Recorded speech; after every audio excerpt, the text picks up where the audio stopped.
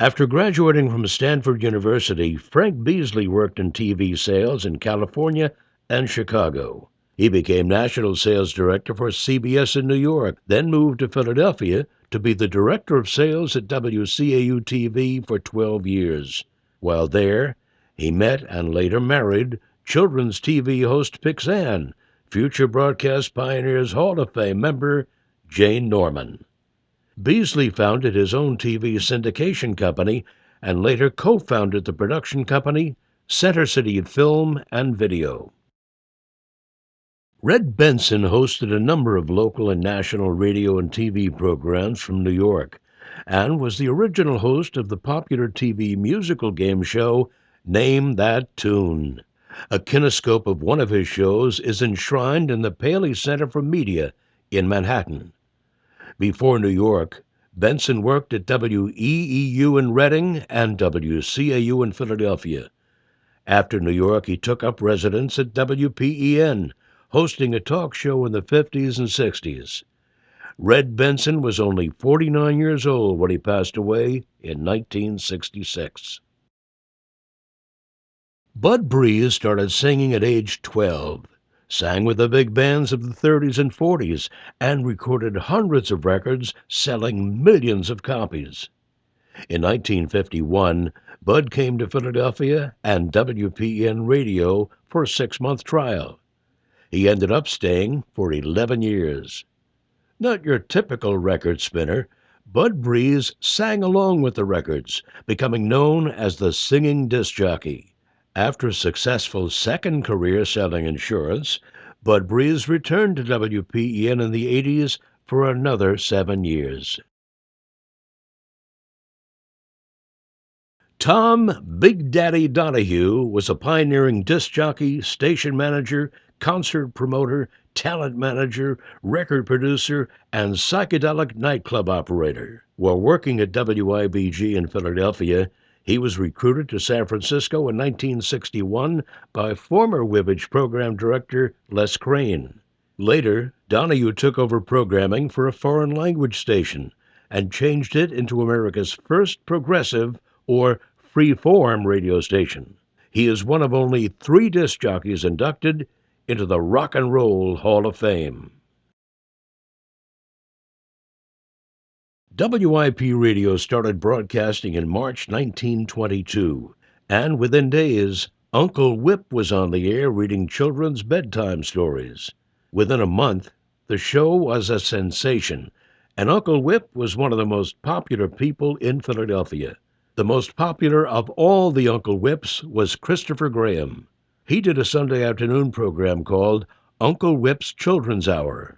Graham continued on the air for more than 10 years until he passed away at age 39. There were other people who tried to fill his place as Uncle Whip, but none was quite the same. Philadelphia native Judy Lee, a model and dancer, started doing live commercials on Channel 3 in 1952. 3 years later, she began doing the station's late-night weathercasts.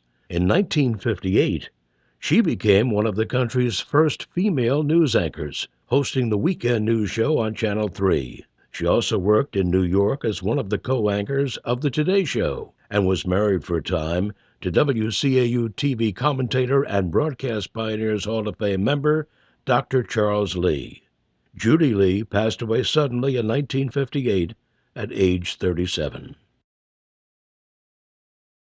South Philadelphia native Jasper Cheney loved to sing. After coming home from service on Iwo Jima, he changed his name to Al Martino and started singing in Philadelphia nightclubs. He got his big break in New York, winning on Arthur Godfrey's Talent Scouts and landing a record contract. After a few years honing his craft in England, Martino returned to the U.S. and was signed by Capitol Records and recorded a string of hits in the 60s and 70s. He is also remembered for his role as singer Johnny Fontaine in the Godfather movies. Joe Pyne started broadcasting as a DJ at WVCH Chester and WMID Atlantic City. When he moved to WILM in Wilmington, he started hosting a radio call-in talk show. A few years later, he moved to WDEL-TV for a one-hour show on Sundays. 3 years later, it was off to Los Angeles, where Joe hosted a nightly TV insult show that made him famous nationwide. After a brief return to the Delaware Valley, Joe put his TV talk show in national syndication on 240 stations. Joe Pyne died of lung cancer at age 44. One of the outstanding journalists who worked with Edward R. Murrow covering World War II was Charles Shaw. At various times he was stationed in London, in France covering Generals Omar Bradley and George Patton, in Sweden, Denmark, and Norway.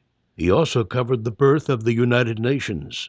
In late 1946, Shaw came to Philadelphia's WCAU Radio and in 1952 was named news director for both TV and radio, a post he held for the next 10 years before becoming editor of the Bucks County Gazette in New Hope. In 1952, WFIL-TV launched a live teen dance show called Bandstand. None of the station's directors had any faith it would succeed, so the station turned to cameraman Ed Yates to direct it. Dick Clark became host in 1956. The program started running on the ABC network in 1957, and in 1964, Clark moved the entire thing to California. All throughout, until 1969, Ed Yates called the shots. He also directed the Chief Halftown and Sally Star shows.